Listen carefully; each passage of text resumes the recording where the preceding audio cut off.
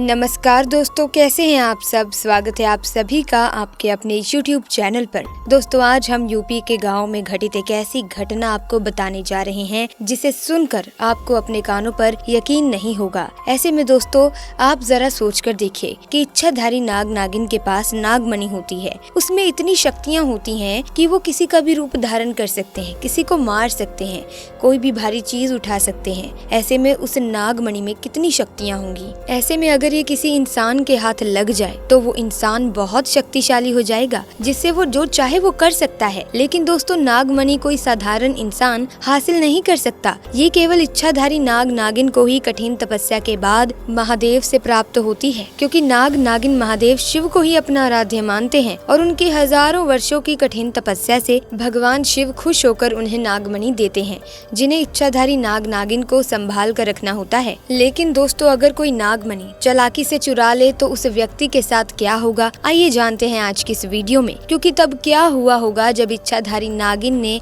बच्चे को जन्म दिया, लेकिन व्यक्ति की एक गलती पर इच्छाधारी नागिन ने उसके साथ जो किया, सुनकर लोगों के होश उड़ गए। दोस्तों, ये चमत्कारी घटना है उत्तर प्रदेश के एक छोटे से गाँव खेरगढ़ की। दरअसल ये घटना घटित हुई महेश जी के साथ, जो महेश करीब आज से 5 साल पहले एक साधारण एवं गरीब किसान का जीवन व्यतीत करते आ रहे थे। वो अक्सर जंगल में अपनी बकरियां चराने भी जाया करते थे और खेती बाड़ी का काम कर लेते थे। एक दिन बकरी चराते चराते वो जंगल के थोड़ा अंदर निकल गए। उसी जंगल में एक इच्छाधारी नागिन अपने नाग के साथ एक विशाल पेड़ के पास रहा करती थी। वो नागिन गर्भवती थी। शाम का वक्त था और महेश जब उस पेड़ के पास से गुजरा तो उसे वहाँ एक तेज चमकती चीज दिखाई दी, परंतु साथ ही वो दोनों नाग नागिन भी वहीं थे। उन्हें देख वो थोड़ा सा डर गया और तुरंत ही वहाँ से जल्दी से घर की ओर भागा। महेश इतना घबराया हुआ था कि उस समय तो उसने पीछे मुड़कर तक नहीं देखा, परंतु उस रात उसके ध्यान में वो चीज जो चमक रही थी वो बार बार आ रही थी। वो इतना तो समझ गया था कि वो हो ना हो बहुत ही मूल्यवान चीज थी और अगर वो मुझे मिल गई तो मैं भी धनवान हो जाऊंगा। परंतु सबसे बड़ी मुसीबत थी वो दोनों नाग नागिन। अगले दिन वो वापस जंगल उसी पेड़ वाले स्थान पर गया और कुछ दूर खड़े रहकर छिपकर उस पेड़ के पास रह रहे नाग नागिन को देखने लगा। कुछ देर देखने के बाद उसने ध्यान दिया कि नागिन तो गर्भवती है। वो उस रात घर आकर सोचने लगा कि ये अच्छा मौका होगा जब नागिन अपने बच्चे को जन्म देगी, तभी वो नागमणि चोरी कर लेगा,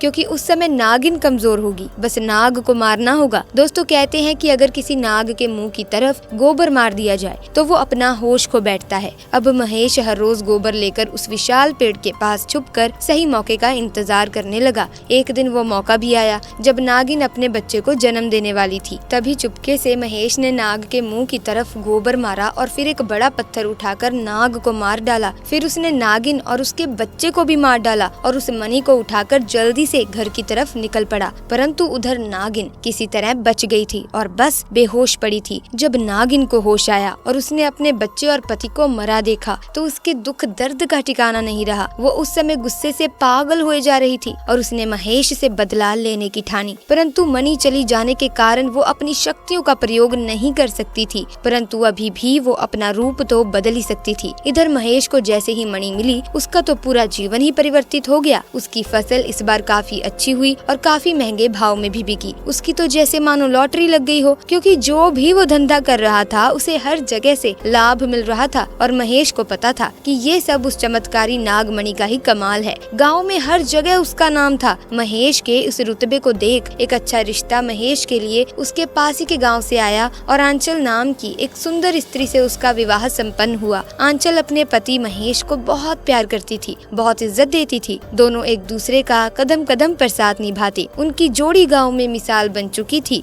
उधर नागिन भी एक पुरुष का रूप धारण कर दीपक नाम से महेश के यहाँ उसका मुंशी बन गया और महेश का विश्वास जीतने लगा। महेश भी दीपक के व्यवहार और वफादारी को देख उसे अपने भाई समान ही मानने लगा। एक दिन आंचल अपने पति महेश के पास आती है और बताती है कि तुम पिता बनने वाले हो, मैं गर्भवती हूँ। ये सुन महेश की खुशी का ठिकाना नहीं रहा। उस दिन वो खुद अपने मुंशी दीपक के पास गया और बोला कि देखो दीपक, मेरा कोई भाई नहीं है, परंतु जब से तुम्हारा साथ मिला है तुम मेरे सगे भाई से भी कहीं अधिक बन चुके हो। आज मैं बहुत खुश हूँ, इसीलिए आज मैं अपनी पत्नी और तुम्हें एक खास जगह ले जाना चाहता हूँ, क्योंकि मेरा इस दुनिया में तुम लोगों के सिवा कोई नहीं है। और वो अपनी पत्नी और दीपक को कार में बिठाकर गाँव के कोने में ले जाकर कार एक छोटी सी कुटिया के सामने रोकता है और बताता है कि जब वो छोटा था तभी इसी कुटिया में उसकी माँ की जान संतान उसे जन्म देते ही चली गई थी। उसके पिता तो पहले ही गुजर चुके थे। तब एक बूढ़े बाबा ने उसकी माँ को वहीं दफना दिया था और महेश को उसी बूढ़े बाबा ने पाला था।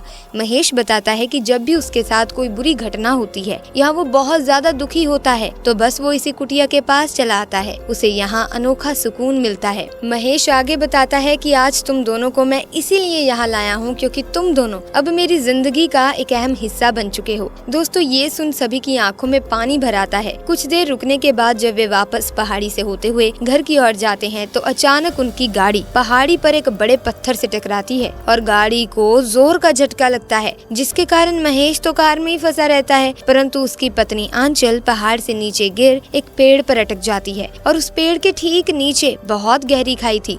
दोस्तों वो रात कार्तिक पूर्णिमा की ही थी। दीपक अपनी शक्तियाँ पाकर पुनः नागिन रूप धारण कर लेता है। महेश दीपक को देखकर चौंक जाता है क्योंकि दीपक अब नागिन में पुनः बदल गया था। वो नागिन महेश को बताती है कि कैसे ठीक इसी तरह वो भी इस स्थिति में फंसी थी जब महेश ने उसका पूरा घर संसार लूट लिया था, उसके बच्चे और पति को मारकर। लेकिन आज मेरे पास बदला लेने का एक अच्छा मौका है। महेश घायल गाड़ी में फंसा हुआ था। रो रो कर नागिन को बोलता है, भले मेरी जान ले ले परंतु मेरी पत्नी गर्भवती है, उसे छोड़ दो। परंतु तभी उस नागिन को अपनी वही स्थिति याद आती है कि क्या होता है जब कोई अपना छिन जाता है। ये जिंदगी का सबसे बड़ा दुख होता है। दोस्तों नागिन ने महेश का उसकी पत्नी के प्रति सच्चा प्यार देख उसे माफ कर दिया और आंचल को उस पेड़ से निकाल बचा लिया तथा दोनों को हॉस्पिटल छोड़ खुद वापस जंगल में उसी विशाल पेड़ के पास चली गई। जब महेश हॉस्पिटल से स्वस्थ होकर अपनी पत्नी के साथ घर वापस लौटा तो उसने अपनी गलती महसूस की। उसे अपनी गलती का एहसास हुआ कि उसने जाने अनजाने में